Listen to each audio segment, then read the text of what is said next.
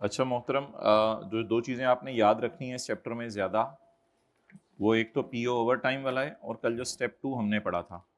बहरहाल overall chapter को अब हम नज़र मारते हैं और पीए भाई बस आप नोट करते रहना भाई मैं आज क्या क्या लाइन पढ़ा रहा हूँ, बाकी लोग और कोई भी नोट ना करे, आप लोग इधर फोकस करें क्योंकि काफ़ी सारी चीज़ें हैं उनको एक दफ़ा गो थ्रू करके इस चैप्टर को क्लोज करना है। साथ में समरी निकाल लेता हूँ ताकि ओवरऑल आपको पता चलता रहे कि हम कहाँ चल रहे हैं। इस समरी आपको क्या भेज दी गई हुई है व्हाट्सएप पे कभी, या भेजी थी एक दफ़ा? भाई आज के नोट्स के साथ अटैच कर देना, ठीक है? ये लिख लें आप, आज के नोट्स से अटैच कर देना। तो IFRS 15 के अंदर स्टेप 1 होता है identify the contract with a customer. Summary आप लोगों को खोलने की जरूरत नहीं है। तो ये हमने डेफिनेशंस पढ़ी थी इनकम की, रेवेन्यू की, कस्टमर की। ये 5 स्टेप्स हैं। Identify the contract with, identify separate performance obligation, determine the transaction price, allocate the transaction price, recognize revenue when or as an entity satisfies a performance obligation।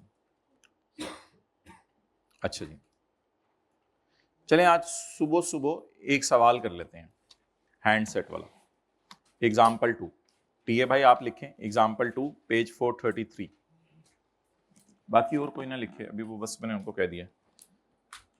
On 1 January 2014 Umar enters into a 12 month pay monthly contract for a mobile. तो payment कब होनी है भाई? Monthly base पे। The contract is with Mobilink and terms are as follows. Umar को एक handset मिलेगा 1 जनवरी को ही और उमर पे करेगा 200 रुपया फीस मंथली, लेकिन हैंडसेट फ्री मिलना है। हैंडसेट क्या मिलना है? फ्री मिलना है, उसके कोई पैसे नहीं है। और उमर पे करेगा मंथली फीस 200 रुपया which includes unlimited free minutes. लेकिन पैकेज कितने अरसे का ये कोई ढूंढ के बता दे। 12 months. Umar is billed on the last day of the month. उसको बिल आते हैं महीने के आखिरी दिन, उसको बिल आते हैं महीने के आखिरी दिन और वो पे कर देते हैं फिर अगले महीने की 5 तारीख तक। Customer may purchase the same handset from Mobilink for 500 without payment plan. अगर आपने फ्री नहीं लेना तो 500 रुपए का मोबाइलिंक वाले आपको मोबाइल बेचेंगे, पता नहीं किस जमाने की बातें हैं। और अगर आपको खाली पेमेंट प्लान चाहिए तो वो फिर 175 रुपए का मिलता है, लेकिन अभी इसलिए जाहिर बात है आपको हैंडसेट फ्री मिल रहा है इसलिए प्लान 200 रुपए का मिल रहा है। तो पूरे सवाल में मुझे सबसे बता दें, identify the contract with the customer. Step 2, identify the separate performance obligation, free handset और अनलिमिटेड फ्री मिनट्स। तो there are 2 separate performance obligation. Step 3, determine the transaction price. 200 ज़रब 12, it is transaction price. Step 4, allocate the transaction price based on the standalone prices. Done? तो बस ये आसान सा सवाल है। खोलें जी रजिस्टर।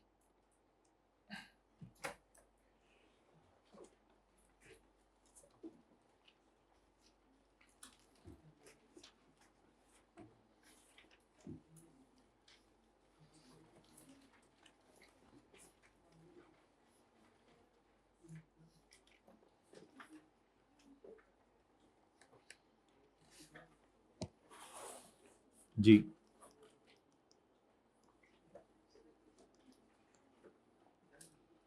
हैंडसेट और सर्विसेज।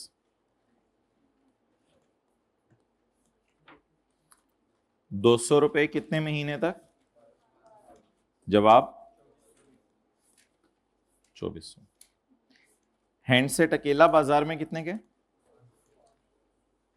और अच्छा, अगर ये कॉन्ट्रैक्ट 36 महीने का होता ना तो आप लोगों ने यहां 36 महीने लिखना था और यहां भी 36 महीने लेना था, क्योंकि पूरे कॉन्ट्रैक्ट का रेवेन्यू बना के रख लेते हैं वर्किंग वन में, रिकॉर्ड तो ऐसा ऐसा ही करते हैं।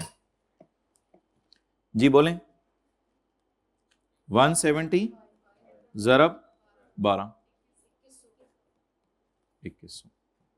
चलें जी, स्टेप 4 परफॉर्म कर दें, एलोकेट कर दें ट्रांजैक्शन प्राइस को amongst 2 performance obligation based on their stand alone selling prices. 26 600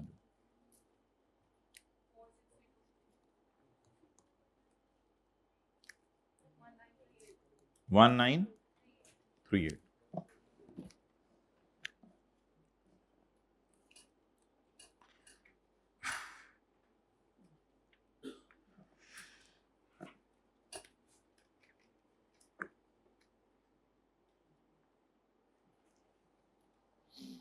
okay. अच्छा माय डियर, थोड़ी सी रिवीजन करते हैं कॉन्ट्रैक्ट एसेट की। कॉन्ट्रैक्ट एसेट ये था कि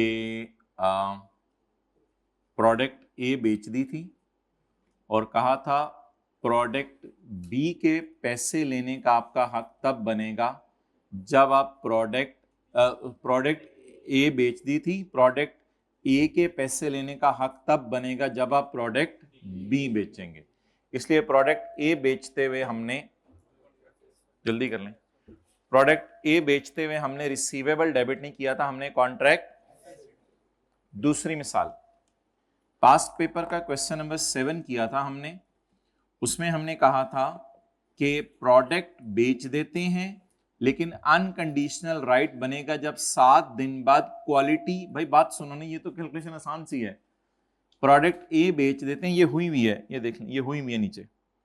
प्रोडक्ट ए बेच देते हैं, पैसे लेने का हक तब बनेगा जब क्वालिटी कंट्रोल रिव्यू होगा। ये दूसरी मिसाल मैं आपको दे रहा हूं आज कॉन्ट्रैक्ट एसेट की, क्योंकि कॉन्ट्रैक्ट एसेट का मतलब यह है कि पैसे लेने का हक इज डिपेंडेंट ऑन समथिंग, कुछ करना पड़ेगा other than passage of time. Unconditional right ये होता है कि पैसे लेने का हक है, बस टाइम का इंतजार करें।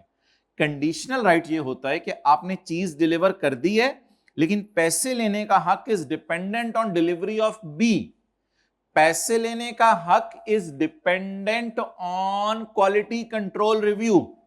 ये दो एग्जांपल्स हमने की थी, एक हमने पास्ट पेपर क्वेश्चन नंबर 7 किया था और एक हमने कॉन्ट्रैक्ट एसेट की जहां एग्जांपल्स आ रही थी वहां ये की थी। एक तीसरी हमने कॉन्ट्रैक्ट एसेट की एंट्री कल की थी, वो हमने एंट्री की थी कॉन्ट्रैक्ट एसेट की जब सवाल में लिखा हुआ था कि ये पेमेंट्स तो हैं but payments are dependent on progress. Done.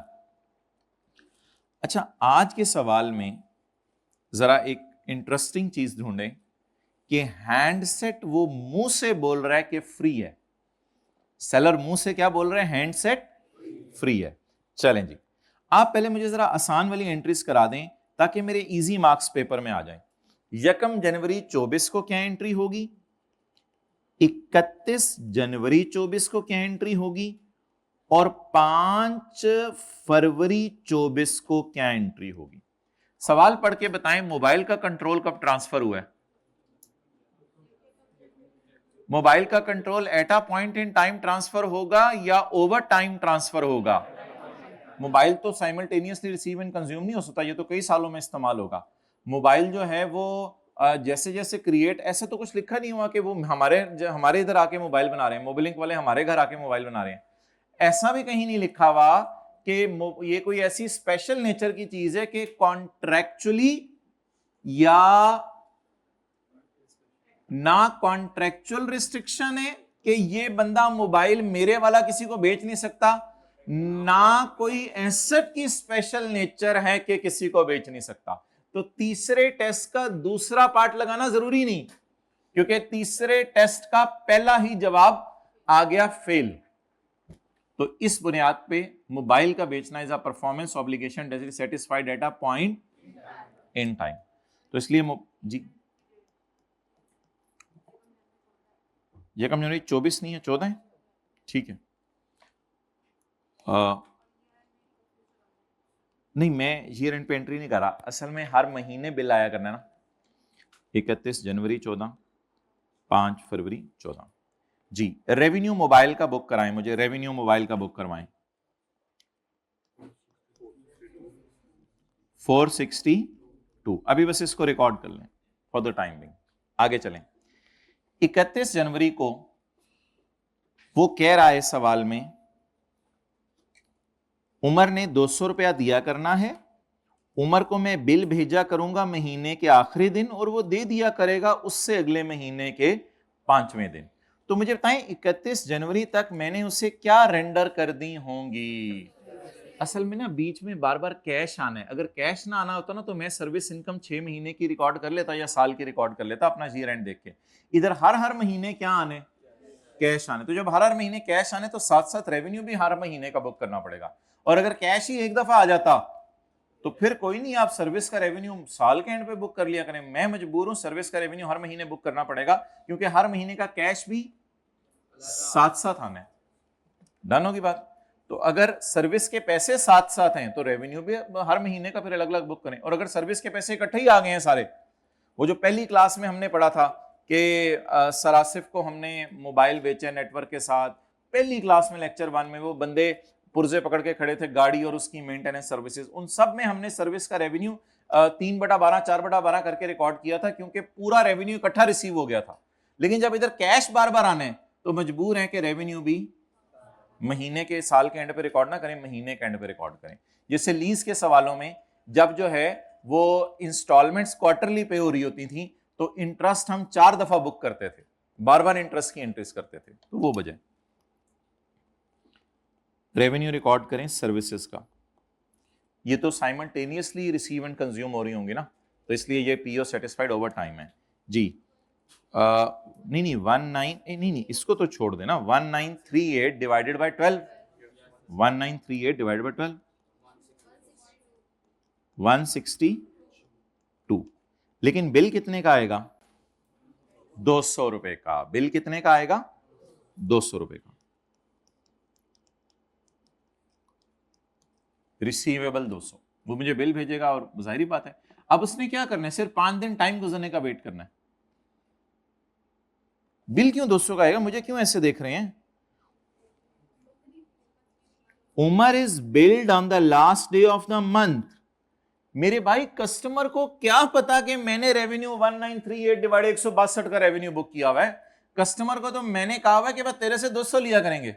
मुझे आप जल्दी बताएं, आप अगर मोबाइलिंग के ओनर हैं तो उसको बिल कितना भेजेंगे? उसको एक मिनट मुझे ये मिटा लेने दें, ये स्टैंड अलोन प्राइसेस है। मुझे बताएं उससे बिल कितना भेजेंगे अगर आप मोबाइलिंग के ओनर हैं तो?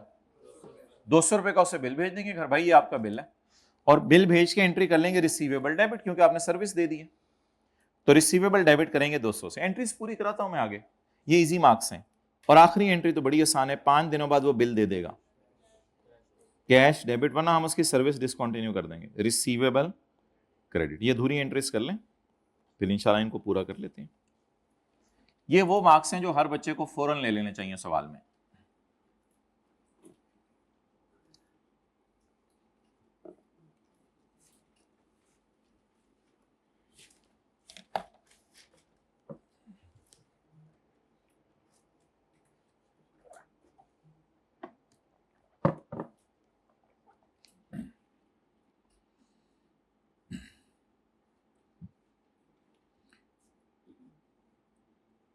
मुझे बताएं मैंने उसे क्या कहा हुआ है कि तुम्हें बिल कितना भेजा करूंगा?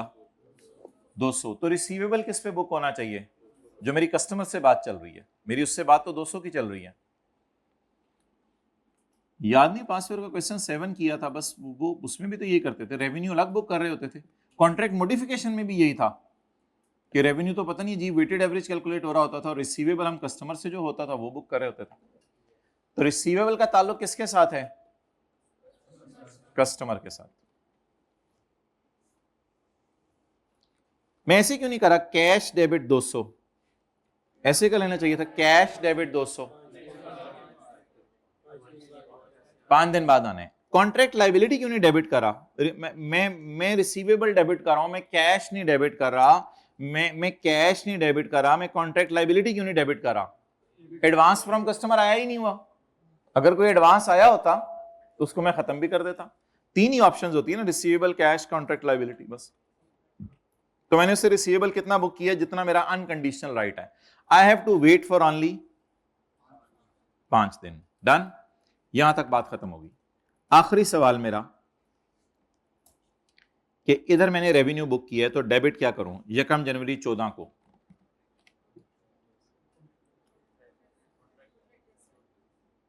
अच्छा आप असल में ना मैं उसे मुंह खोल के 462 नहीं मांग सकता। मेरे दिल की आवाज हो 462 वो और बात है, मैं उससे मुंह खोल के 462 नहीं मांग सकता। मैं उसमें अगर डेटर डेबिट करूं 462 से तो कहेगा किस चीज के पैसे मोहतरम, आपने मुझे हैंडसेट फ्री दिए, आप मेरे से हैंडसेट के पैसे मांग रहे हो। ये मेरी इंटरनल कैलकुलेशन है कि मैंने रेवेन्यू 462 का बुक कर लिया है। वो कहेगा मोहतरम पैसे लेने का हक तुम्हारा 31 जनवरी को बनेगा और दे दूंगा तुम्हें 5 दिन में पैसे, वो मेरी बात हुई भी है। लेकिन ये जहां ऐसे सवाल आया करें ना पेपर में, जहां पे शुरू में कोई चीज फ्री बेच रहा हो, तो याद रखिएगा जब भी कोई बंदा चीज फ्री बेच रहा हो ना, तो रिसीवेबल कभी ना जिंदगी में डेबिट कर दीजिएगा, वो अगला बुरा बना जाएगा।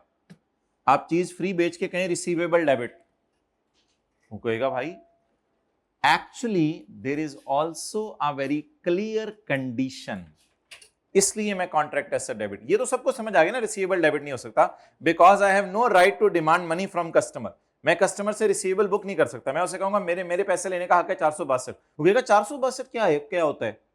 वो कहेगा हमारी तो 2012 की बात नहीं हुई थी, कस्टमर को तो ये पता ही नहीं भाईजान। वो कहेगा यार हमारी तो 212 की बात हुई भी है, और प्लीज रिसीवेबल डेबिट ना करो। रिसीवेबल कौन सा डेबिट, तुमने मुझे खुद ही कहा मैं तुम्हें हैंडसेट फ्री दे रहा हूं। जब हैंडसेट तुम मुझे फ्री दे रहे हो तो उधर से कह रहे हो पैसे लेने हैं मैंने, तुम कौन से पैसे लेने हैं? फिर ये झूठ बोल रहे थे तुम हैंडसेट फ्री है। लेकिन स्टैंडर्ड कहते हैं रेवेन्यू बुक करें क्योंकि हैंडसेट डिलीवर हो गया। अब कस्टमर से मांग नहीं सकता, रेवेन्यू बुक कर ली है। अब इस एंट्री को टैली ये कराएंगे, एक कंडीशन है वो है सर्विस देना। सर्विस दे के मैं अल्लाह का शुक्र है रिसीवेबल बुक कर सकता हूं, सर्विस दिए बगैर नहीं। अगर मैं महीना सर्विस दे दूं तो फिर कोई मसला नहीं, फिर मैं डंके की चोट पर रिसीवेबल बुक कर लूंगा क्योंकि इस पे कस्टमर को भी एतराज नहीं होगा। सो इसलिए मेरे भाई याद रखिएगा, जब भी कभी जिंदगी में कोई दुकानदार हमें फ्री चीजें बेच दे और उसके बाद फिर सर्विसेज देना शुरू करे, तो फ्री चीजें बेचते हुए वो डेटर क्यों नहीं डेबिट कर सकता? उसका राइट नहीं पैसे लेने का, उसने मुझे फ्री चीज बेची है। इसलिए कॉन्ट्रैक्ट एसेट डेबिट करें। तो ये चौथा सवाल है आज हम जिसमें कॉन्ट्रैक्ट एसेट डेबिट कर रहे हैं। Condition is to render service. पैसे लेने की कंडीशन है सर्विस रेंडर करना। पैसे अगर मांगने हैं तो सर्विस रेंडर करो। मोबाइल के पैसे का तुम्हारा हक नहीं है, क्योंकि मोबाइल क्यों दिए, मोबाइल कैसे दिए बोले जरा? फ्री। अब बता दें बैलेंसिंग क्या आएगा। मेरे ख्याल से अब 12 महीने में कॉन्ट्रैक्ट एसेट को आहिस्ता आहिस्ता खत्म करना पड़ेगा। और तो अब बैलेंसिंग एंट्री में कैश बैलेंसिंग नहीं आ सकता, एंट्री में कॉन्ट्रैक्ट लायबिलिटी बैलेंसिंग नहीं आ सकती। अब एक अकाउंट क्रिएट तो कर लिया है, उसको कभी ना कभी खत्म भी करना है, लेकिन पूरा खत्म नहीं हो रहा। पता नहीं क्यों पूरा खत्म नहीं हो रहा। जितना हो रहा है उतना तो करने की कोशिश करें ना, जितना खत्म हो रहा है। कॉन्ट्रैक्ट एसेट बैलेंसिंग असल में ना ये 38 12 दफा करके खुद ही खत्म हो जाएगा 12 महीने में। 38 38 38 38। तो लिखें जब हम फ्री चीजें बेचा करेंगे, जब हम फ्री चीज बेचेंगे। अच्छा एक यार कि दुकानदार बिल्कुल ही फ्री नहीं बेचता, वो कह रहा है मोबाइल फ्री है, सर्विस के पैसे ले रहा है। बिल्कुल ही फ्री मतलब ये नहीं कि दुकान पे जाओ चीजें चोरी करना उठाना शुरू कर दो। जब हम फ्री चीजें बेचेंगे तो रिसीवेबल की बजाय कॉन्ट्रैक्ट एसेट डेबिट किया करेंगे। तो रिसीवेबल की बजाय कॉन्ट्रैक्ट एसेट डेबिट किया करेंगे।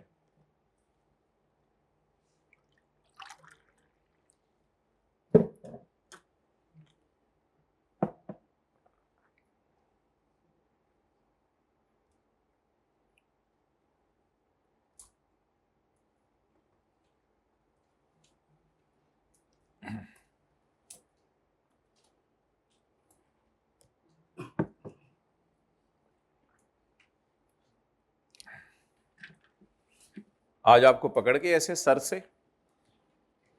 गोते दिए जाएंगे IFRS 16 में पार्ट में, फिर आपको निकाल के देखा जाएगा।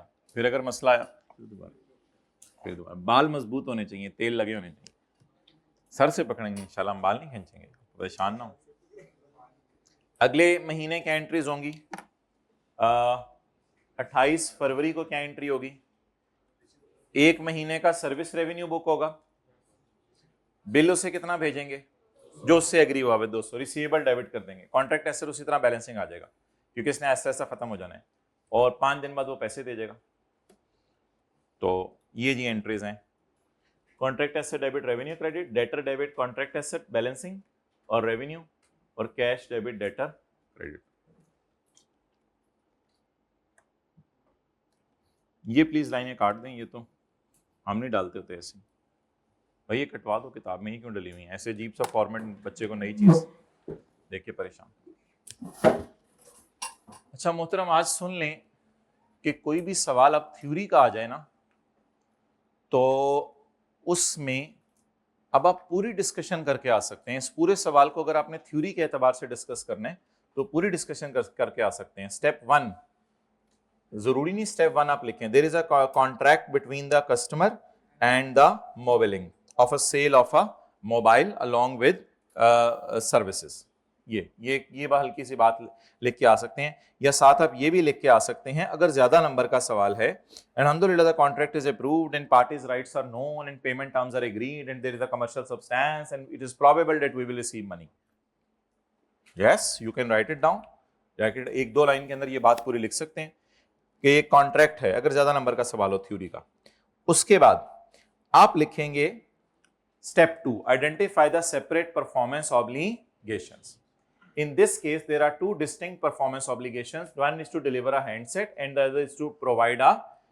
अब ये अगर नंबर ज्यादा है सवाल के तो फिर आप लिख के आइएगा the handset and the network services are distinct on its own. On its own. Because on its own लिखने के बाद because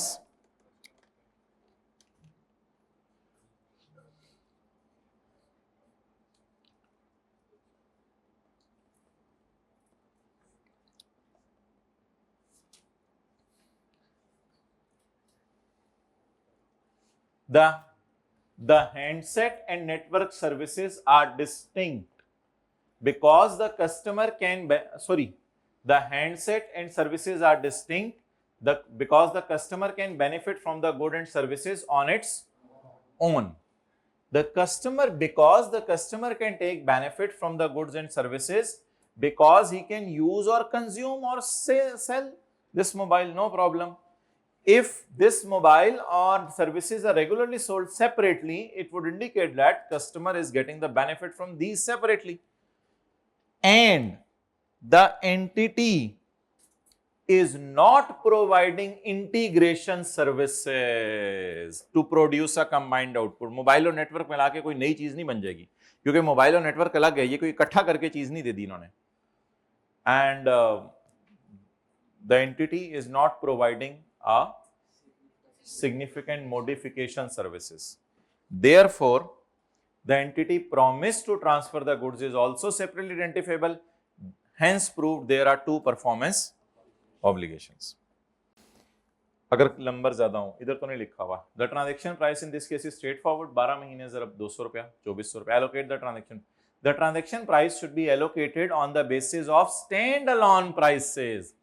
लेकिन अगर पेपर में लिखा है कि stand alone price is not given, तो फिर मार्केट असेसमेंट अप्रोच या कॉस्ट प्लस अप्रोच की डिस्कशन भी थ्योरी में करेंगे. We will apply this approach to calculate the stand alone price. लेकिन इधर तो स्टैंड अलोन प्राइस अवेलेबल है, मार्केट प्राइस अवेलेबल है. Entity will record the revenue mobile का जब वो हैंड ओवर कर देंगे, और सर्विसेज का जैसे जैसे वो रेंडर करेंगे वैसे वैसे सर्विस का रेवेन्यू रिकॉर्ड करेंगे.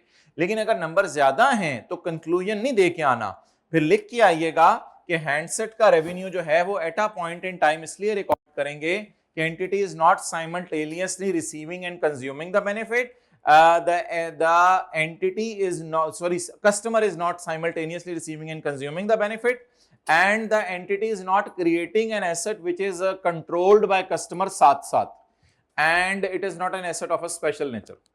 Therefore, the mobile revenue will be recorded at a point in time. However, as far as the services are concerned, the customer is receiving and consuming the benefit simultaneously. Therefore, the revenue will be recorded over time. तो ये सारी discussion करके easy marks आप ले सकते हैं। आगे आ जाए। ये हमने 5 क्राइटेरिया पढ़े थे। किसके लिए पढ़े थे? कॉन्ट्रैक्ट के वैलिड होने के लिए। ये 5 क्राइटेरिया किसके लिए पढ़े थे हमने? कॉन्ट्रैक्ट के वैलिड होने के लिए। ये 5 क्राइटेरिया हमने कॉन्ट्रैक्ट के वैलिड होने के लिए पढ़े थे। आगे चलें। एक कॉन्सेप्ट हमने पढ़ा था कि अगर कॉन्ट्रैक्ट की 5 शराइत में से कोई एक शर्त मिसिंग है और होंडा गाड़ी बेच दे, सरासिफ तकरीबन सारे पैसे दे दें और पैसे नॉन रिफंडेबल हों, तो होंडा फिर भी सेल बुक कर सकता है। जब तक ये चीजें क्लियर नहीं है तो फिर कैश डेबिट करके कॉन्ट्रैक्ट लायबिलिटी क्रेडिट रखें, सेल बुक ना करें। एक और सिनेरियो पढ़ा था, उसमें यह था कि सरासिफ चीजें नहीं लेने आए। सरासिफ ने कहा कि मुझे गाड़ी नहीं चाहिए, मैं कॉन्ट्रैक्ट कैंसिल करने आया हूं। इसमें भी 3 बातें थी। कॉन्ट्रैक्ट कैंसिल हो जाए तो जो पैसे मिले हैं वो नॉन रिफंडेबल हो, तो भी होंडा टर्मिनेशन के वक्त रेवेन्यू रिकॉर्ड कर ले।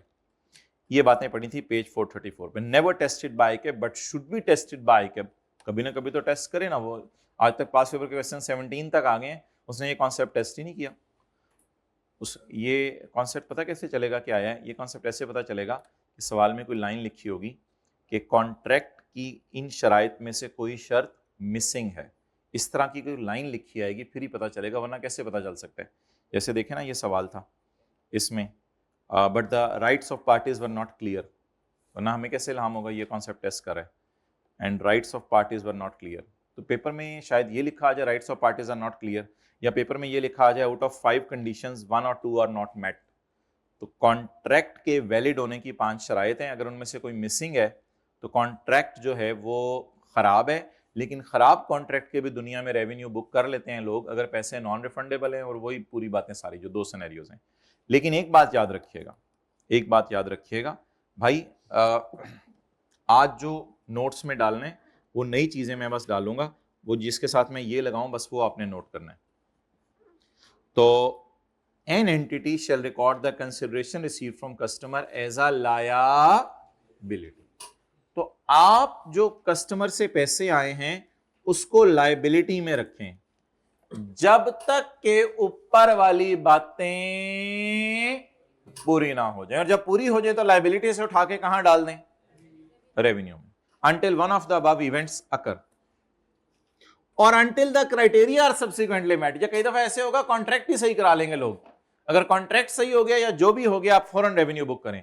In either case the liability shall be मेयर्ड at the amount of consideration received from customer. छोड़ें तो बता दें जी, जब तक कॉन्ट्रैक्ट की शराइत पूरी ना हो जाएं या जब तक ऊपर वाली शराइत पूरी ना हो जाएं, ये 2, तब तक बेहतर है कि पैसे आए हुए को रेवेन्यू में डालें या कॉन्ट्रैक्ट लायबिलिटी में।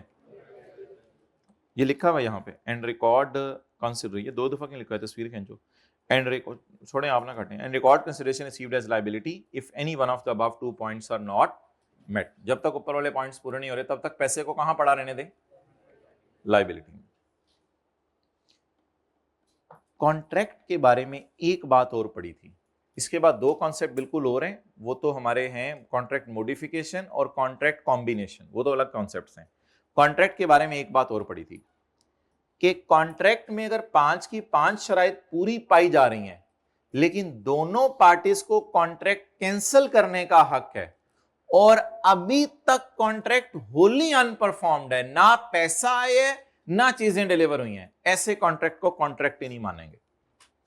A contract will never exist अगर हर पार्टी को होली अनपरफॉर्म कॉन्ट्रैक्ट को क्या करने का राइट हो? कैंसिल करने का राइट। ये कॉन्ट्रैक्ट एग्जिस्ट ही नहीं करेगा। 2 कॉन्ट्रैक्ट हुए, 2, एक सुबह हुआ एक अगले दिन सुबह हुआ। इन दोनों कॉन्ट्रैक्ट की ट्रांजैक्शन प्राइस को जमा करें और fair value stand alone prices देखें और इन दोनों कॉन्ट्रैक्ट्स को कंबाइन करके इसका नाम रख दें 1 कॉन्ट्रैक्ट। अगर वो कॉन्ट्रैक्ट सेम टाइम पे हुए हैं, तकरीबन बराबर टाइम पे, वो कॉन्ट्रैक्ट सेम कस्टमर के साथ हुए हैं और उन कॉन्ट्रैक्ट्स का मकसद था एक ही पैकेज, वलीमा करवाना, दीवार बनवाना, ये करना, एक ही उसका मकसद था कॉन्ट्रैक्ट का। या एक कॉन्ट्रैक्ट की जो है वो प्राइस डिपेंडेंट थी पिछले कॉन्ट्रैक्ट की परफॉर्मेंस या प्राइस पे। या तीसरा सिनेरियो, या वो एक ही वादा था, एक ही।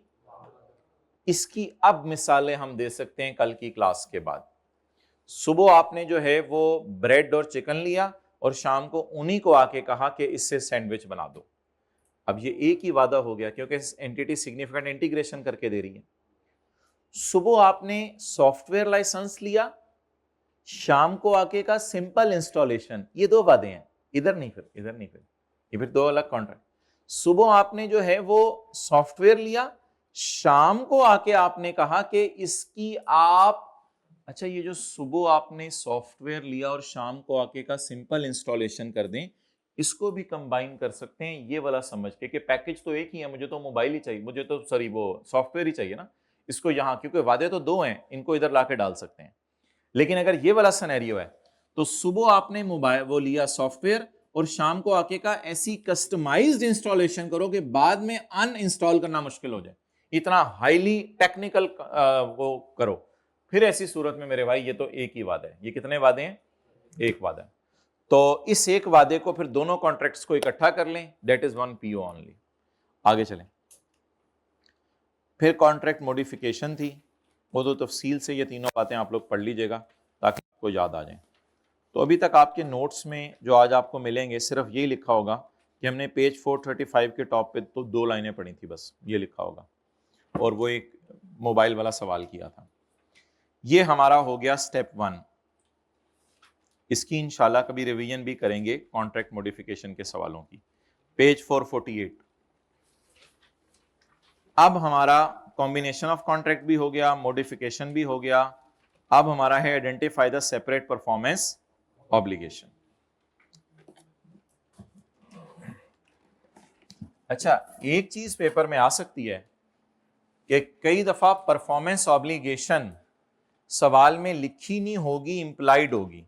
मिसाल के तौर पे एक दुकानदार मशहूर है पूरे बाजार में कि ये जब भी ब्रेड बेचता है साथ जो है वो आपको कैंडीज गिफ्ट करता है। तो इसका मतलब है अगर ये कंस्ट्रक्टिव ऑब्लिगेशन टाइप जो कॉन्सेप्ट पढ़ा था, तो अगर एक नॉर्म बन गई हुई है मार्केट के अंदर कि ये फलां चीज आप दुकानदार के पास जो है वो किताब लेने जाएं तो वो एक शॉर्पनर या पेंसिल या रबड़ जरूरी देता है मुफ्त, तो ये भी याद रखिएगा एक तरह की परफॉर्मेंस ऑब्लिगेशन बन जाएगी। 2 POs होंगे। PO are normally specified in the contract but could also include promises implied by entities, past practices, published policies or specific statements that have created a valid customer expectation कि वो मुझे ये चीजें देगा। 100% वही बात। तो अगर एंटिटी वादा करती रहती है कि मैं इस चीज के साथ ये चीज भी देती हूं और या फिर आदतन दे रही है कई सालों से, तो आप लोगों को पता है दुकान, अक्सर लोग कहते हैं यार फलां दुकान पे चीज लेने जा रहे हैं, क्या हुआ यार वो ये काम भी साथ करता है। तो अगर लोगों में ये बात मशहूर हो गई है तो ठीक है, अल्लाह का शुक्र है। फिर वाज़े तौर पे ये 2 वादे हैं। हालांकि कॉन्ट्रैक्ट में सिर्फ लिखा होगा मैं आपको किताब बेचने लगा और बिल भी आपको किताब का बना के देगा वो, लेकिन पीछे जो अकाउंटेंट बैठा होगा वो किताब का रेवेन्यू अलग रिकॉर्ड करेगा, टॉफी का रेवेन्यू या पेंसिल का रेवेन्यू अलग रिकॉर्ड करेगा। नेक्स्ट,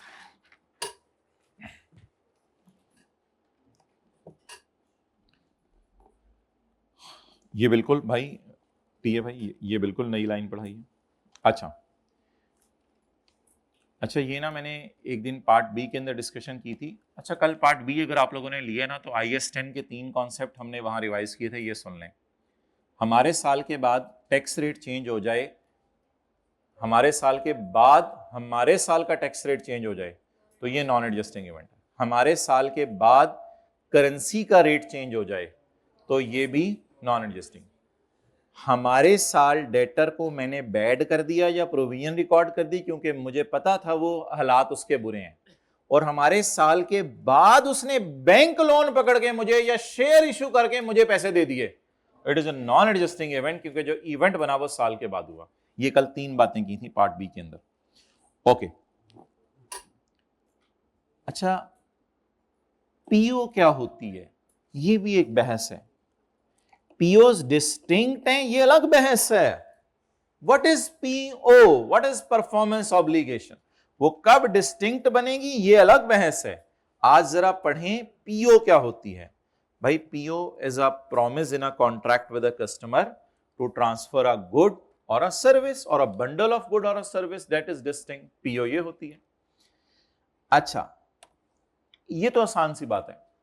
कुछ लोगों ने ना एक ऐसे ही सवाल उठाया स्टैंडर्ड बनाने वालों से कि यार ये जो बिजली वापडा वाले दे रहे हैं ये हर यूनिट डिस्टिंक्ट है। वापडा ने कहा हाँ हर यूनिट डिस्टिंक्ट है, क्योंकि पहला यूनिट और दूसरा यूनिट हम इस तरह मिला के नहीं दे रहे कि आपको उससे फायदा आ रहा हो, हर यूनिट अलग अलग फायदा दे रहा है, तो ये तो हर यूनिट डिस्टिंक्ट है। लेकिन स्टैंडर्ड ने कहा इसको ना एक पीओ समझ लो, इसको एक पीओ समझ लो और इसका रेवेन्यू रिकॉर्ड कर दो over time, because customer simultaneously receive और कंज्यूम कर रहे चीजें। तो खुदा ना खास्ता पेपर में सवाल आ जाए कि वापडा ने 500 यूनिट्स बेचे हैं, तो ये वादे कितने हैं? वादा तो एक ही है, तुमने मुझे बिजली देनी है। सिक्योरिटी गार्ड ने 8 घंटे ड्यूटी दी। अब हर घंटा घंटा ऐसा है जिसका अगले घंटे से ताल्लुक नहीं, वो जो 1 घंटा उसने दे दिया उसका अगले घंटे के साथ कोई डिस्टिंक्ट है हर घंटा, लेकिन पीओ एक ही समझ ले यार। इसको इतना कहता है स्टैंडर्ड, कहता है इतना टेक्निकल ना करना कि डिस्टिंक्ट है तो इसके पीओ। तो स्टैंडर्ड कहता है जहां वो ना कस्टमर साइमल्टेनियसली रिसीव और कंज्यूम वाली चीजें कर रहा हो, तो वहां पे स्टैंडर्ड कहता है इसको छिक दिया करो, इसको एक एक चीज डिस्टिंक्ट है बट पीओ ये कॉन्सेप्ट को इतना इंपॉर्टेंट नहीं है। बहरहाल इसने यहां डाला हुआ है पीओ की डेफिनेशन के अंदर। तो इसकी हजारों मिसालें हैं जो आप समझ सकते हैं। स्विमिंग पूल वाला कहता है हर घंटे में मैं आपको स्विमिंग पूल दे रहा हूं, तो ठीक है हर डिस्टिंक्ट चीज है। 1 घंटा जो स्विमिंग कर ली उससे अगले घंटे का कोई ताल्लुक नहीं है, मर जो के मुझे नहीं दे रहा, लेकिन वो वादा एक ही है, कोई मसला नहीं। रोजाना जिम जाना है तो कोई नहीं यार, ये वादा एक ही है, कोई मसला नहीं, जाने दो इसको। अगर कभी जिंदगी में आपको कोई बंदा सीरीज दे डिस्टिंक्ट गुड्स की सीरीज की भी मैंने मिसाल दी थी, वो भी मैं दिखाने लगा हूं आपको। हर महीने आपके घर, हर दिन आपके घर न्यूज़पेपर आ रहा है। अगर कोई सीरीज चला दे गुड्स की आपको देने में, या सर्विसेज की सीरीज चला दे जो सारी चीजें सेम हो और उनका पैटर्न ऑफ ट्रांसफर भी सेम हो, तो ये एक वादा है। माना के चीजें अलग अलग हैं लेकिन वादा क्या है? एक है। तो बताएं वापडा क्या कर रहा है? 100-200 मुझे यूनिट्स दे रहा है, वो यूनिट सारे लेकिन वादा एक है। तो ये एक अलग बहस है जिसका कल वाले से कोई ताल्लुक नहीं है। For example electricity, payroll services, here promises are satisfied over time. यहां प्रोमिसेस कैसे सेटिस्फाई हो रहे हैं? Over time. ओके, ये तो कल वाली बहस थी, ये इंशाल्लाह कभी वक्त ने इजाजत दी तो करेंगे। भाई इसको भी ऐसे ऐसे कर लो। अच्छा, इसके लिए मैंने जो है वो आपको एक तस्वीर खिंचवाई थी लास्ट क्लास में और नोट करने को भी कहा था। अगर वो तस्वीर मुझे मिल जाती है तो मैं आपको दिखा देता हूँ। ये मैंने कहा था कि बिजली के 50 यूनिट हैं लेकिन पीओ एक ही है, लेकिन ये डिस्टिंक्ट है, अलग अलग हैं। और 30 न्यूज़पेपर्स हैं, ये डिस्टिंक्ट है, हर न्यूज़पेपर अलग है। पहले दिन की न्यूज़पेपर आपने पढ़ ली, उससे दूसरे दिन और पहले की मिक्स करके कुछ नहीं होगा, तो ये डिस्टिंक्ट है लेकिन वादा एक ही है। तो मुझे बताएं कि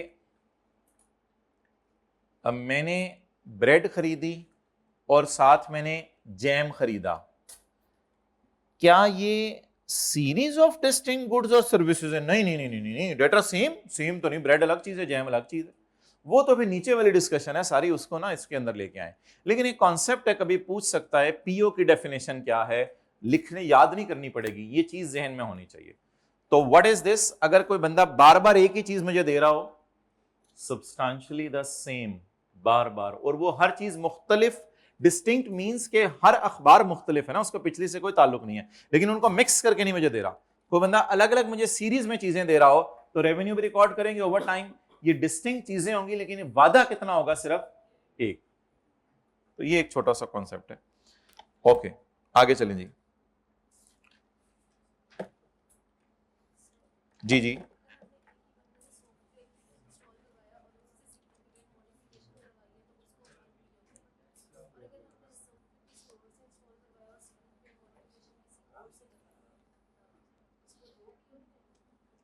जी भाई इसको अटेंटिव करें, इनको अटेंटिव करें। इनका ये सवाल है कि हमने सॉफ्टवेयर जो है वो ए कंपनी से खरीदा और इंस्टॉल बी कंपनी से करवाया, तो मोहतरम इसमें तो कोई टेंशन ही नहीं, कस्टमर के एंगल से अकाउंटिंग होती नहीं स्टैंडर्ड में। इसमें तो सवाल ही राइज नहीं होगा 1 PO 2 PO। वो बंदा सॉफ्टवेयर बेच रहा है, वो कहेगा मेरा एक वादा है, दूसरा बंदा जो है वो सर्विसेज दे रहा है, वो कहेगा मेरा एक वादा है। उसको तो नहीं पता कि ये सॉफ्टवेयर किसका और किसका। तो इसमें तो हमारे जहन में सवाल ही नहीं आना चाहिए 1 PO या 2 POs, क्योंकि इसमें तो आपने मिसाल में मुझे 2 सेलर डाल दिए हैं। तो मैं किसी से सूट ले लूं, किसी से सही करवा लूं, मैं किसी से गाड़ी ले लूं, किसी से पेंट करवा लूं, मेरा नहीं ख्याल ऐसा सवाल पेपर में आएगा। क्यों? क्योंकि ये सेलर कितने हैं? तो 2 सेलर हैं, तो फिर सवाल ही नहीं बनता कि 1 PO है या 2 PO है। हर एक का अपना अपना अलग अलग PO है, तो मैं क्यों सोचूं ये 1 PO है या 2 PO है। हाँ, वो बात अलग है कि मैं उसी से सॉफ्टवेयर लूं, उसी से सिग्निफिकेंट कस्टमाइजेशन करवाऊं, तो in the context of contract, अब कॉन्ट्रैक्ट तो मेरा एक बंदे से हो रहा है, वो 1 PO बनेगा। कोशिश की है मैंने जवाब देने की। आगे चलें, ये डिस्कशन होगी। अच्छा भाई, हमारा जो तीसरा स्टेप है, इसमें ना 5 पॉइंट हैं। ये 5 पॉइंट न्यूमेरिकल्स में किए हुए हैं हमने, लेकिन मसला ये है कि अगर कभी थ्योरी में आ गए तो आपको भूल जाने के स्टेप 3 कंप्राइजेस ऑफ 5 पॉइंट्स। वो पॉइंट्स क्या हैं? इसमें ये काट दें चीजें, कुछ भी नहीं करना आप लोगों ने। अच्छा, आपको बताया था जो कंसिडरेशन प्रॉमिस हुई भी होती है कॉन्ट्रैक्ट में, ये फिक्स्ड अमाउंट्स भी होती हैं और कभी कभी वेरिएबल अमाउंट्स भी होती हैं। अच्छा, ओ सॉरी, ये तो हमारा और सफ़ा है ना, हमने तो ये तो लास्ट टाइम वाले नोट्स खुले हुए हैं।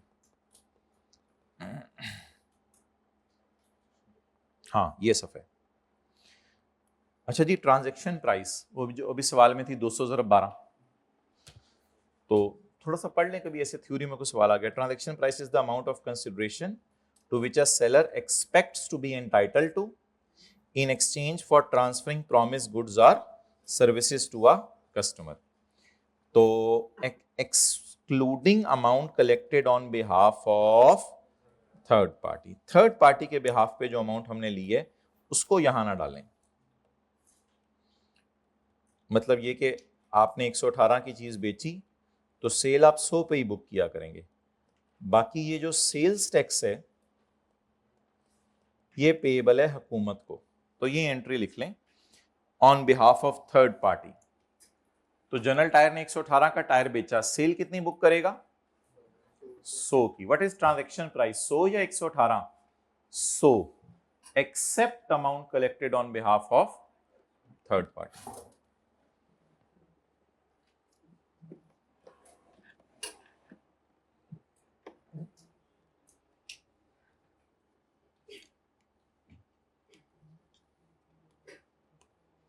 ओके, चलें जी आगे।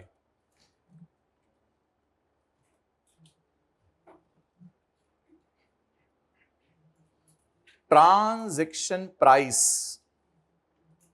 निकालते हुए 5 फैक्टर्स को सामने रखना है। Factors to be considered while calculating transaction price. अच्छा, एक और भी तो लिख सकते हैं ना हम, वी आर एजेंट, हम एजेंट हैं। तो हमारे पास आ गया 100 रुपया, हमारे प्रिंसिपल ने कहा कि 98 रुपीज मुझे दे दो और तुम रख लो कमीशन इनकम, कितनी? 2 रुपए। तो इसमें 98 को एक्सक्लूड कर दें और 2 इज द ट्रांजैक्शन प्राइस। तो एजेंट अपनी किताबों में लिख लें, ये एंट्री करेगा। कैश डेबिट, ये भी एक एमसीक्यू में आई हुई है चीज। एजेंट पूरा रेवेन्यू बुक करता है या अपना कमीशन?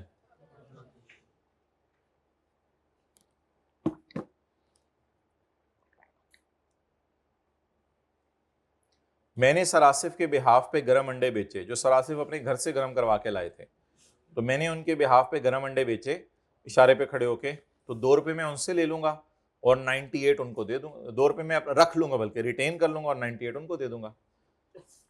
तो इसलिए मेरी सेल तो 2 ही है।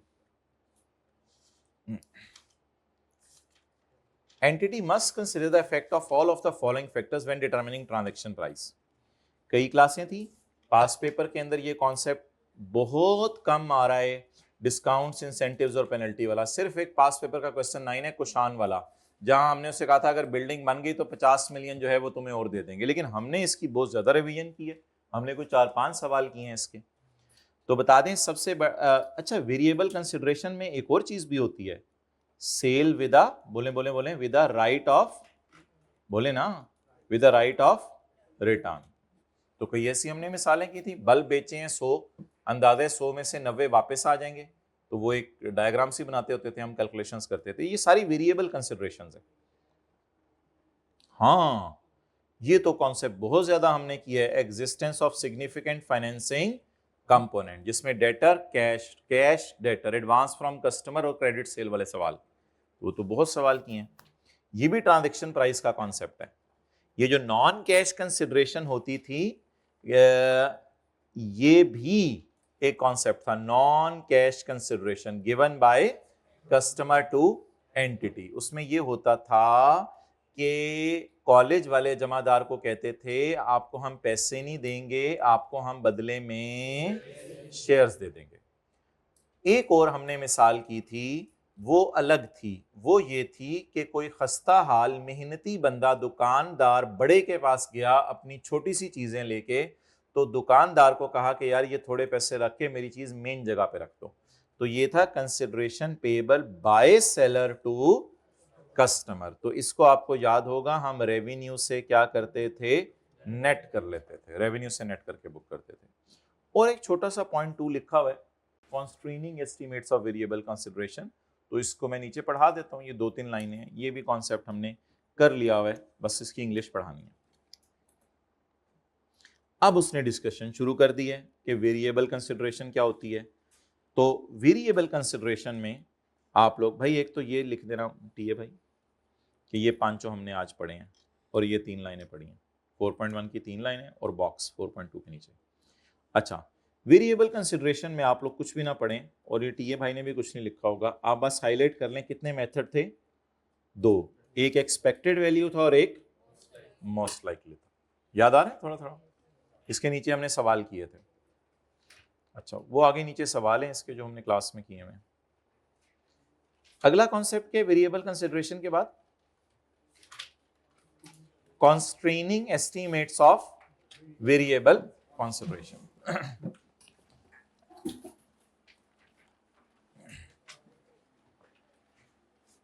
एक एंटिटी इंक्लूड करेगी ट्रांजैक्शन प्राइस को। मुझे बताएं, बोनस, आप लोगों ने कॉलेज वालों को कहा कि बोनस हम आपको देंगे अगर हम पास हो गए, यानी फीस है 25,000, 5 रुपए आपको और देंगे इंशाल्लाह। अगर हम पास हो गए इंशाल्लाह होंगे तो हम आपको 5 रुपए और देंगे। अब कॉलेज वाले अंदाजा लगाएं पास्ट एक्सपीरियंस की बेस पर कि कितने बच्चों से 5 रुपए आएंगे, लेकिन अंदाजा लगाते हुए अकल इस्तेमाल करें, अन्यथा एज्यूम ना करें चीजें। An entity shall include in the बच्चों की फीस सम और all of the variable consideration estimated. Bonus भी डाल दें आप लोग एंटिटी, कोई मसला नहीं, सिर्फ तब जब उम्मीद हो कि बहुत ज्यादा चांस है कि बाद में रिवर्सल रेवेन्यू में नहीं करनी पड़ेगी, जब अनसर्टेनिटी रिजॉल्व हो जाएगी। तो जाहिर सी बात है, बेहतर है कि रेवेन्यू में 5 रुपए तब डालें जब आपको उम्मीद हो कि बाद में मुझे रिवर्स नहीं करना पड़ेगा। तो यार बात इतनी मुश्किल क्यों करनी थी, बात सादा कर देता, रेवेन्यू में तब डाल दें 5 रुपए जब उम्मीद है कि आ जाने हैं पैसे। आसान सी बात है ना, रेवेन्यू में कब डाल दें, ये रिवर्सल का और नॉट का लफ्ज काटें तो फिर तो वो आसान बात बन गई ना, रिवर्सल और नॉट का लफ्ज। तो ये तो उल्टी इसने बात की है। एक एंटिटी को चाहिए कि ट्रांजैक्शन प्राइस में बोनस वगैरह डाल दे अगर बहुत ज्यादा चांस है that the revenue recorded will occur when the uncertainty resolve, यानी वो आपको पैसे मिल जाने हैं जब अनसर्टेनिटी रिजॉल्व हो। लेकिन इसने मुश्किल बना के क्या लिखा है, ये पैरा पूरा आना कोई नहीं, ऐसे ही पढ़ा रहा। एक एंटिटी को चाहिए कि ट्रांजैक्शन प्राइस में बोनस डाल दे, आ गया तो मैंने पढ़ा दिया। An entity shall include in TP some or all of the variable consideration only to the extent, सिर्फ तब बोनस को डालो जब बहुत ज्यादा चांस हो कि बाद में तुम्हें अपना रेवेन्यू उल्टाना नहीं पड़ेगा जब कभी बच्चों का रिजल्ट आएगा। तो अगर तुम्हें लग रहा है कि रेवेन्यू नहीं उल्टाना पड़ेगा, वो 50 मिलियन बोनस देख लेना। बोनस हमें उल्टाना पड़ा था, याद करें, वो हमने समझा था बिल्डिंग टाइम पे कंप्लीट हो जाएगी, तो बोनस हमने डाल दिया था, लेकिन डालते हुए हमें सोच लेना चाहिए था कि अगर उल्टाना पड़े बाद में तो बेहतर है भी डाला ही ना। तो ये बात है। तो छोटे बच्चे को बिठाई ना गाड़ी में, बाद में जो निकल के जो है वो मम्मी और छोटे बच्चे को कहने भाईजान का जो बहुत रो रहा है, तो छोटे बच्चे को बस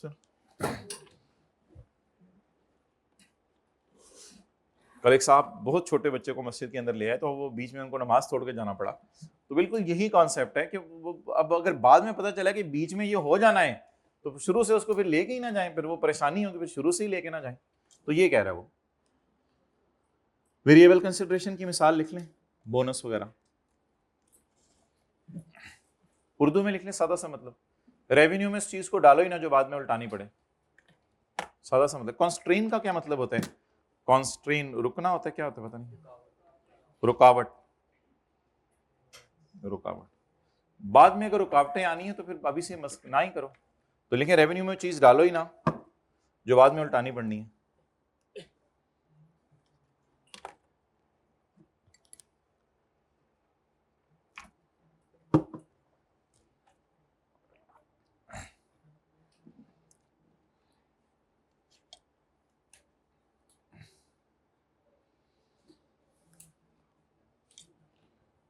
अच्छा भाई, ये तो बहस ऐसे ही है, फिर इसको छोड़ें।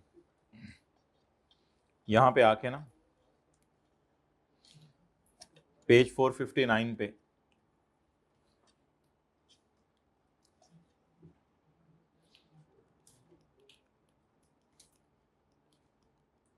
सिग्निफिकेंट फाइनेंसिंग क्या है? सिग्निफिकेंट फाइनेंसिंग ये है कि जब length of time between entity transfer and customer page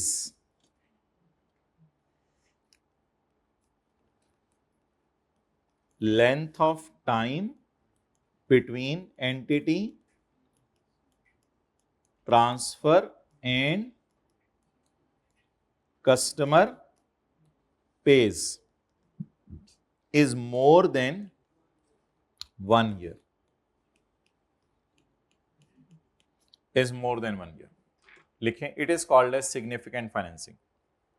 तो आज के नोट्स में लिखा होगा कि पेज 459 पर आपको 2 लाइनें सर ने खुद लिखवाई थी। पेज 459 पर सर ने 2 लाइनें खुद लिखवाई थी। Length of time between entity transfer and customer page is more than 1 year. ये कौन से सवाल होते थे? एडवांस फ्रॉम कस्टमर और क्रेडिट सेल वाले ना। इसे कहते हैं सिग्निफिकेंट फाइनेंसिंग।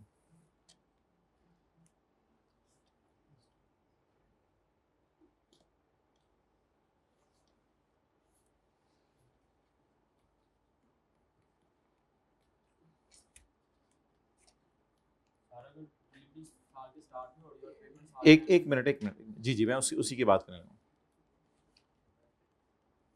एक लफ्ज ऊपर वाले पैराज में यूज हुआ है, वो है प्रैक्टिकल एक्सपीडियंट।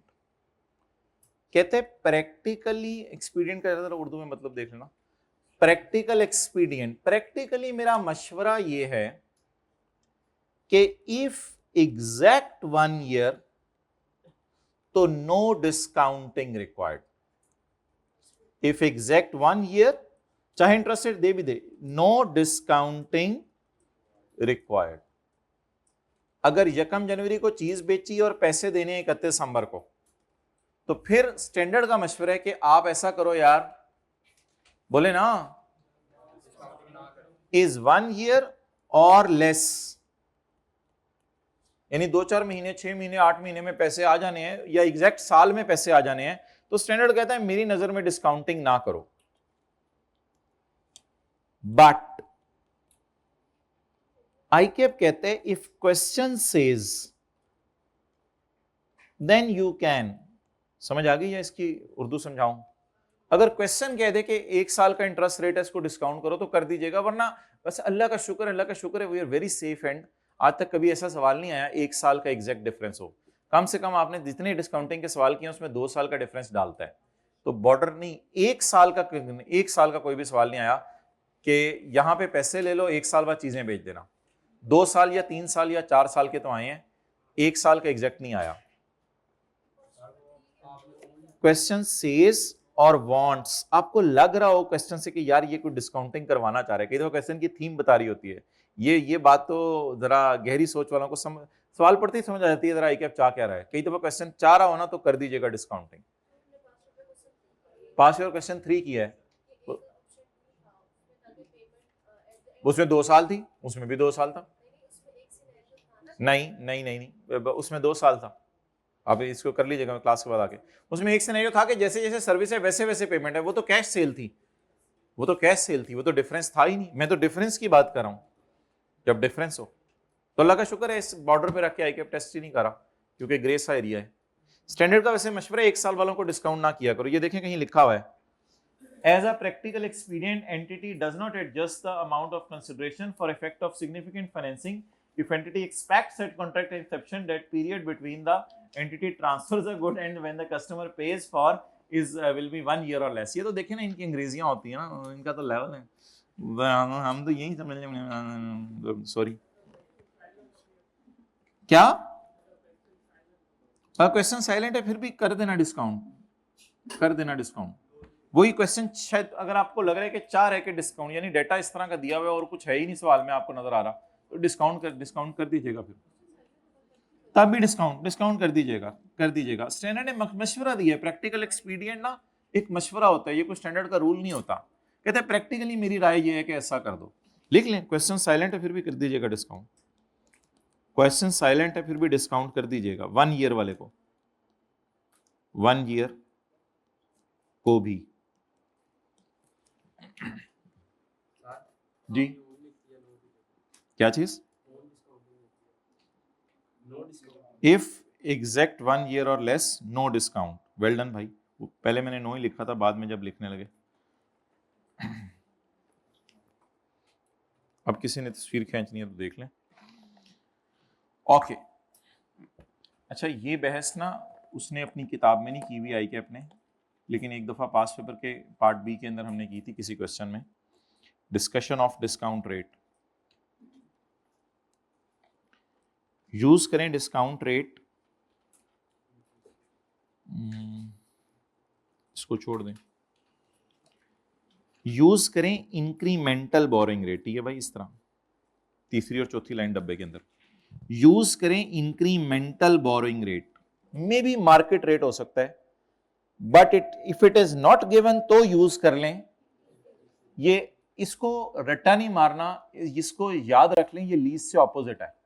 लीज में होता था इम्प्लिसिट यूज करें, ना गिवन हो तो इंक्रीमेंटल यूज करें, इधर उल्टा है, इंक्रीमेंटल यूज करें। कभी कभी इंक्रीमेंटल को मार्केट रेट कह देते हैं, यार ये रेट्स की लंबी बहस है, इसकी लॉजिक्स पे ना जाया करें, ये हमारे पास रूल्स हैं। तो इंक्रीमेंटल यूज करें या मार्केट यूज कर लें, वो इंक्रीमेंटल मार्केट तकरीबन एक ही होगा, लेकिन अगर गिवन ना हो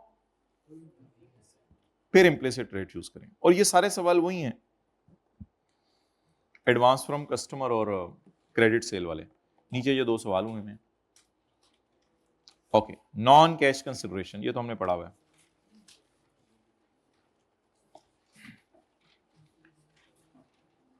इसमें आप जरूर हाईलाइट कर लें थोड़ा सा, ये नोट्स में लिखा होगा ये वाला कि आज हमने पैरा 70 की आखिरी 2 लाइनें पढ़ी हैं, बाकी काट दें।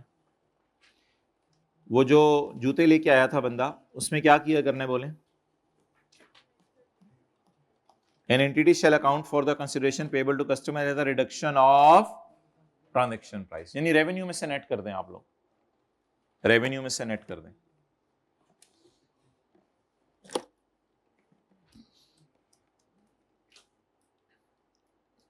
ओके, किस स्टेप तक पहुंच गए हैं?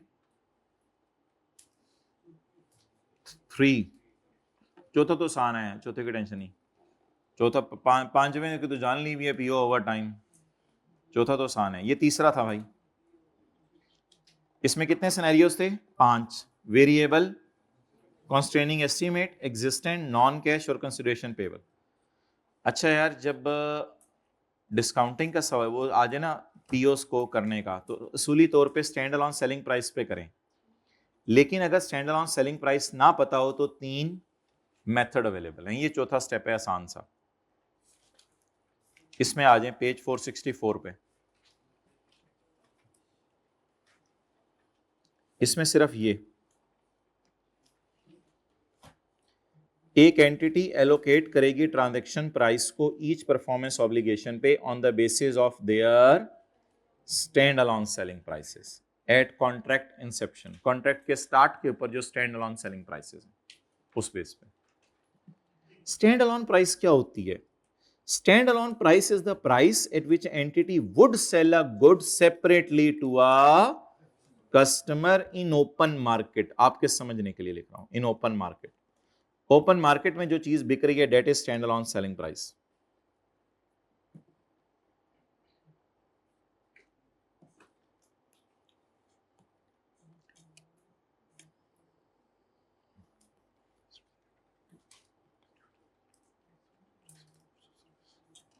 यार ये ना पढ़ लें. The standalone selling price is the price at which an entity would sell a promised good to a customer. The best evidence of standalone selling price is observable. ये observable का लफ्ज़ कभी पेपर में आ सकते हैं इसलिए पढ़ाया. Observable price of a good when the entity sells that separately in the similar. बस separately काफी.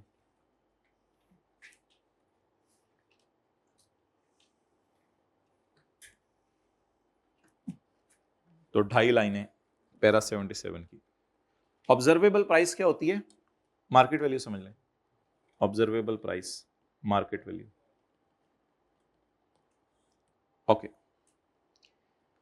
हाँ ये तो आपको पता है. If a standalone selling price is not observable, entity shall estimate the standalone selling price. Suitable methods are follows. ये हमने पास पेपर के क्वेश्चन 313 में किया था कि वो याद नहीं, पास पेपर प्रिंटर जहां बेच रहे थे हम, तो वहां पे एक चीज की प्राइस मिसिंग थी.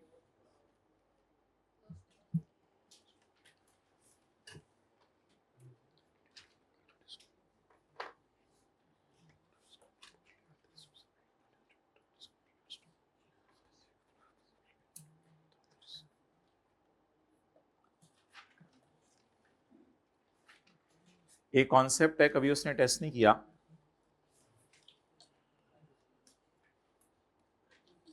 असूल तो ये है ना, आपको पता है.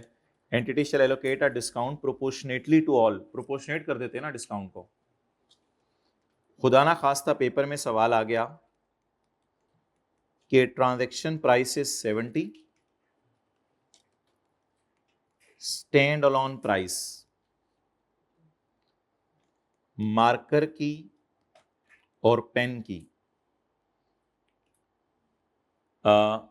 50 रुपीज एंड 30 रुपीज.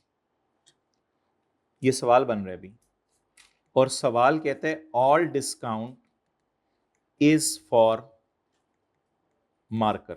ओए फिर तो मारे जाएंगे हम. अब कोई बंदा बताए एंट्री कैसे होगी? माय डियर, कैश तो 70 ही आना है ना. अब जरा सोचें, अब वो टेबल बनाने की जरूरत नहीं है, कोई सोच ले. All discount relate to marker. Discount कितना है ये जरा पकड़े कोई. डिस्काउंट कितना है? डिस्काउंट 10 का है. ट्रांजैक्शन प्राइस कितनी है? मादरत, stand alone price 80. Transaction price, discount कितना है? 10 का. अब वो क्या कह रहे हैं, सारा डिस्काउंट किसको डालो? अब ये मुझे नहीं पता, आपको घर जाके याद रहेगा 10 कहां से आया है, अल्लाह करे याद रहे. सारा डिस्काउंट मार्कर को डाल दो. 50 माइनस 10 40. तो पेन की सेल किस पे रिकॉर्ड होगी? कितना बुरा कॉन्सेप्ट है। Entity shall not allocate a discount proportionately when there is confirm evidence that सारा discount relate to one product and not the others. सारा डिस्काउंट अगर आपको लगे एक ही का है तो ये क्वेश्चन है, और ग्रीन में हमारा सॉल्यूशन है। ये हमने रेवेन्यू बुक किया है मार्कर का M, और ये हमने रेवेन्यू बुक किया है पेन का P। जनरल रूल लफ्ज बोलें proportionately. General rule, but an entity shall not allocate a discount proportionately when there is evidence that entire discount relates to one or more.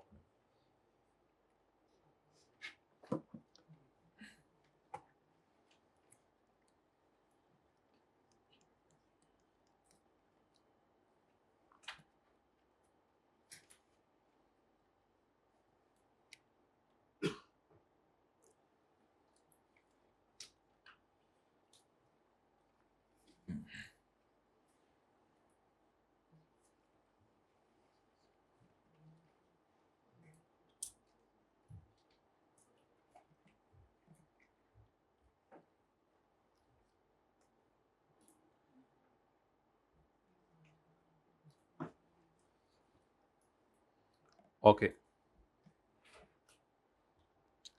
Suitable methods for estimating standalone price. नाम क्या है इस चीज का, ये पढ़ी हुई हमने, इसको ना हाईलाइट करना, ठीक है। Suitable methods for estimating the stand। और पास पेपर क्वेश्चन 13 में ये मसला था, स्टैंड अलोन प्राइस गिवन नहीं थी। नीचे भी कई सवालों में ये मसला था। Step 2, record revenue as and when the performance obligation is satisfied.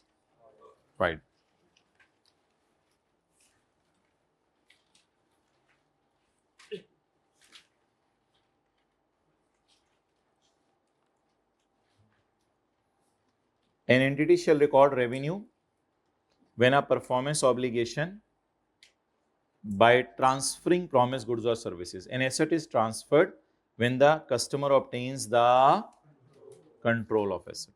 जब कस्टमर कंट्रोल कर ले तो हम रेवेन्यू रिकॉर्ड कर ले। कंट्रोल की वही डेफिनेशन है। कंट्रोल ये होता है कि अगले को इस्तेमाल करने से आप रोक सकें। मोबाइल आपको सुबह मिल गया था ना हैंडसेट, अगर आप अगले को इस्तेमाल करने से रोक सकते हैं तो मींस ये आपका हो गया। ये बातें तो पिछले स्टैंडर्ड्स में पढ़ी नहीं है। अच्छा मोहतरम,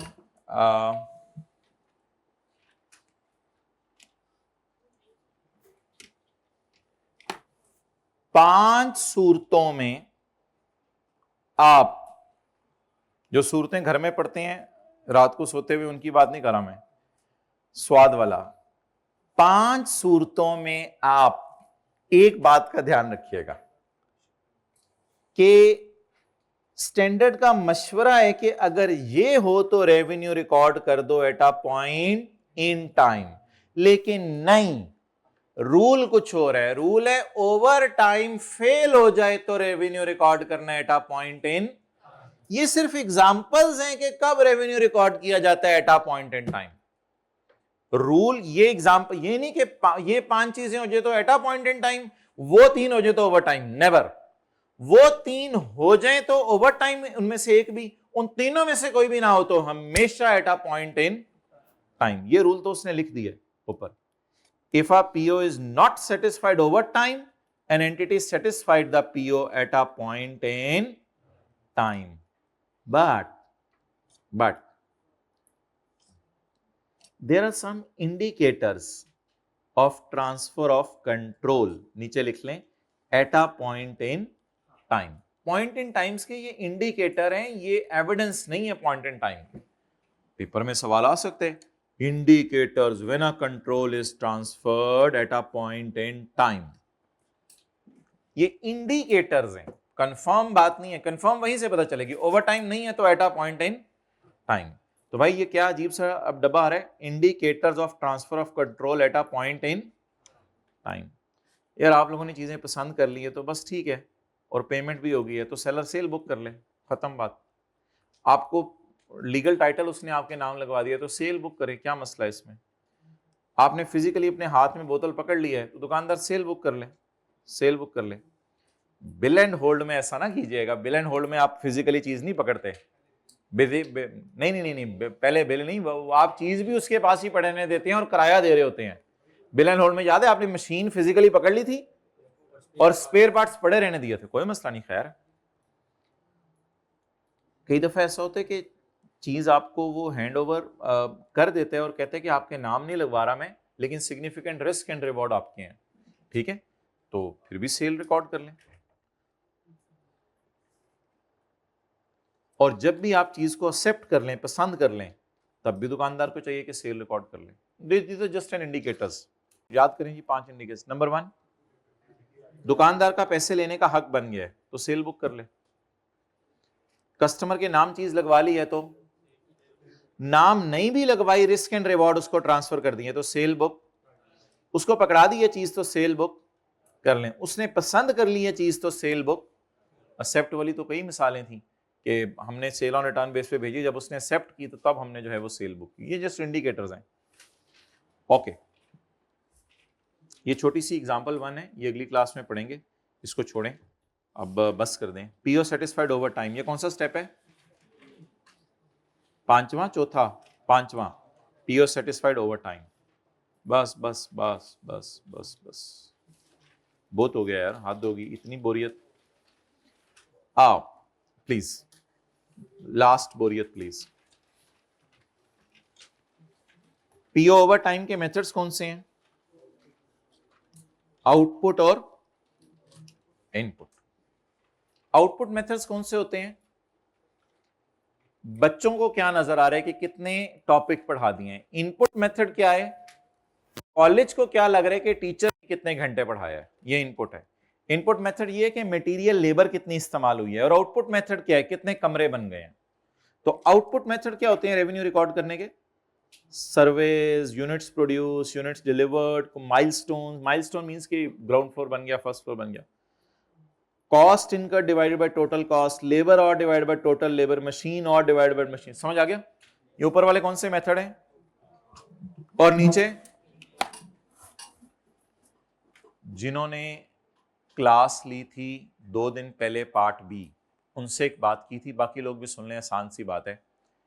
अगर ये डिसाइड हो जाए रेवेन्यू रिकॉर्ड करने ओवर टाइम और परसेंटेज ना निकल रही हो, तो एक हल बताया था। परसेंटेज ना निकल रही हो, देखिए एक मसला आया कि आपने रेवेन्यू रिकॉर्ड करना है ओवर टाइम, सर्वेयर कह रहे पता नहीं यार कितना काम हुआ है, और लेबर का खर्चा हो गया है, लेकिन फ्यूचर में कितनी लेबर लगनी है, कॉन्ट्रैक्ट बड़ी निश्चित स्टेजेस में, पता ही नहीं चल रहा क्या बनना है, तो फ्यूचर कॉस्ट का अंदाजा नहीं लगा पा रहे आप, तो परसेंटेज ऑफ कंप्लीशन नहीं निकल सकती, लेकिन मजबूरी है पीओ रिकॉर्ड करना है ओवर टाइम। जितनी कॉस्ट इस साल इनकर की है उसी को सेल में डाल दें, वही कॉस्ट वही सेल। छोटी सी लाइन पढ़ लें, ढूंढ के कहां लिखी हुई है। इन सम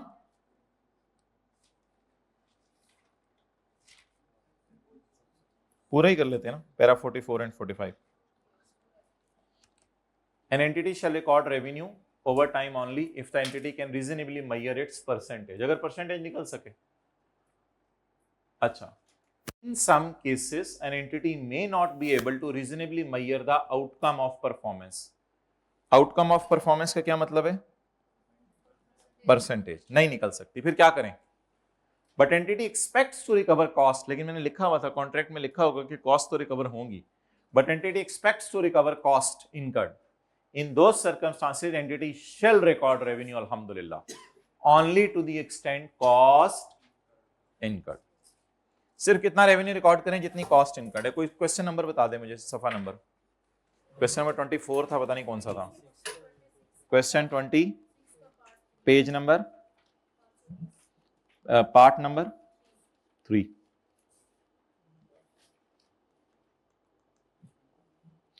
In some circumstances, the entity shall record revenue only to the extent of cost incurred,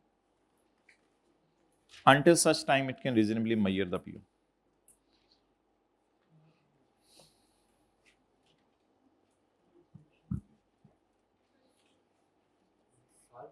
जी जी, ये जो परफॉर्मेंस ओवर टाइम की एग्जांपल 6 है, ये तो रिवाइज करो।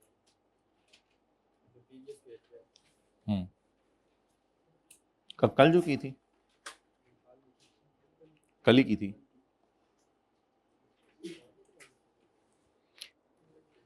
चलो इसको मैं एजेंडे में रख लेता हूं, एक दफा आप इसको करके आना।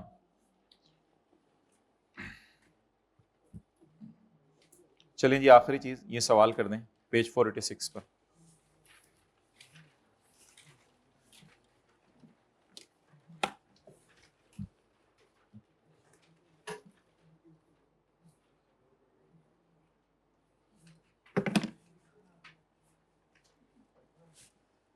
भाई ये गाड़ी की चाबी ले लो। 1 जनवरी को एक एंटिटी ने कैंसलेबल कॉन्ट्रैक्ट कर लिया। कौन सा contract? To transfer a product to a customer on 31 March. Delivery कब होनी है? बोलें 31 मार्च को। Contract requires the customer to pay money on 31 January. Contract कहता है 31 जनवरी को पेमेंट कर दो, but the customer pays on 1 March, और एंटिटी ने 31 मार्च को डिलीवरी कर दी। अब आप मुझे बताएं पहले तो कि अगर ये कॉन्ट्रैक्ट नॉन कैंसलेबल है तो क्या करेंगे। पहले मैं कॉन्ट्रैक्ट को नॉन कैंसलेबल करने लगा हूं, contract into a non cancellable. अगर ये कॉन्ट्रैक्ट नॉन कैंसलेबल है, डिलीवरी कब होनी है? 31 मार्च को। पैसे कब आए? पैसे कब आए? 1 मार्च। लेकिन ये लाइन क्या लिखी हुई है? Contract requires the customer to pay on 31 January. कोई बंदा इस लाइन का मतलब बता दे। कॉन्ट्रैक्ट रिक्वायर कर रहा है कि आप मुझे 31 जनवरी को पे करो, लेकिन उसने पे 1 मार्च को किए हैं। रिसीवेबल रिकॉर्ड कर लो। अनकंडीशनल राइट किस दिन बन गया? कॉन्ट्रैक्ट चीख के पुकारे कि 31 जनवरी को पैसे लेने का हक है मेरा। आप बता दें 1 जनवरी को तो कोई एंट्री नहीं करेंगे कॉन्ट्रैक्ट डेट पे। क्यों नहीं कोई एंट्री करेंगे? 1 जनवरी को कुछ हुआ ही नहीं। आप बता दें 31 जनवरी को क्या एंट्री होगी। लेकिन ये अपने रजिस्टर पर हम इसको लिखेंगे एग्जाम्पल नंबर 5, 4 नहीं, नॉन कैंसलेबल जी। 31 जनवरी को क्या एंट्री होगी? सोचें क्या करें, पैसे भी नहीं आए, चीजें भी नहीं डिलीवर हुई, नॉन कैंसलेबल है ना। बिलावल वाली receivable debit, contract liability credit, कितने से? 1000। और फिर 1 मार्च पैसे आ गए, cash debit, cash debit, debtor credit. ये एक नई लाइन आई आज डेटर के लिए, ये पढ़ें जो स्काई ब्लू में लाइन है, ये इससे डेटर एस्टेब्लिश हो रहा है। नई लाइन आई है, जरा पढ़ें, फील हो रहा है डेटर एस्टेब्लिश हो रहा है। पे तो उसने 1 मार्च को किए हैं, लेकिन कॉन्ट्रैक्ट के मुताबिक कब पे करने थे? 31 जनवरी। तो it is unconditional right, contract कह रहे हैं पैसे दो। और लास्ट 31 मार्च, कॉन्ट्रैक्ट लायबिलिटी डेबिट कितने से? 1000।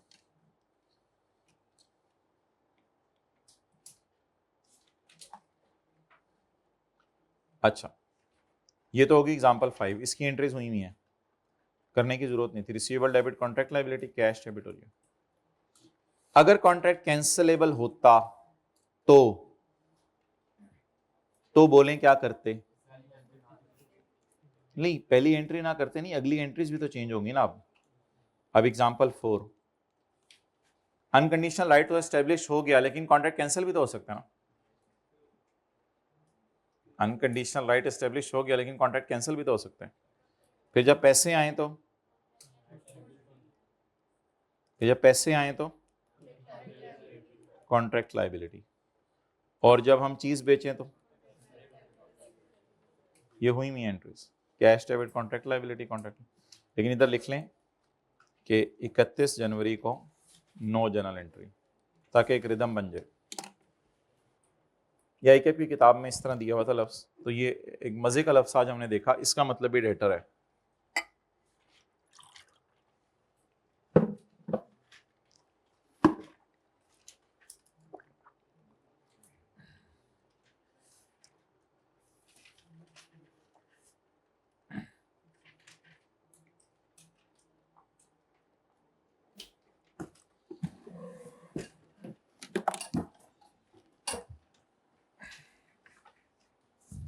दो तीन छोटी छोटी एग्जांपल्स हैं, वो मैंने इंटेंशनली स्किप करवाई हैं, वो अगली क्लास में कर लेंगे। आप लीज निकालें वॉल्यूम 1, थोड़ा सा ज़रा माइंड डाइवर्ट करें, लीज निकालें।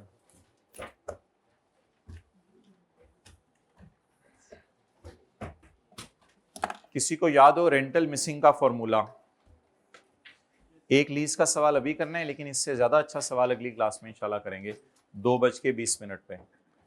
तो मुझे बताएं आप, रेंटल मिसिंग का formula fair value plus IDC of lesser is equal to PV of LP plus PV of UGRV। इस फॉर्मूले में एहतियातें, ये फॉर्मूला कौन लगाएगा? सिर्फ लेसर। ये फॉर्मूला कौन लगाएगा? लेसर। लेकिन अगली एहतियात, इस फॉर्मूले में हमेशा कौन सा रेट यूज करना है? Implicit rate. चाहे लेसी का सवाल है चाहे लेसर का सवाल है, क्योंकि ये फॉर्मूला सवाल सॉल्व करने के लिए नहीं है, ये फॉर्मूला मिसिंग फिगर्स निकालने के लिए। और आखिरी एहतियात, IDC अगर सवाल के अंदर मैन्युफैक्चरर डीलर के गिवन हो तो क्योंकि वो एक्सपेंस में जाती है, इसलिए इस फॉर्मूले में नहीं डालेंगे। ये सारी बातें अभी लिख के इंशाल्लाह करते हैं। आप लोग लासानी वाला सवाल ढूंढें वॉल्यूम 1 में। नहीं, पास पेपर नहीं, स्टडी टेक्स्ट वाले जो सवाल हैं। पास पेपर तो हमारे हो गए हैं सारे कवर। अब हमने अगली क्लास में आपको GRV UGRV की ज्यादा रिवीजन करवानी है और बाकी चीजों की छोटी मोटी। जी, पेज नंबर 188।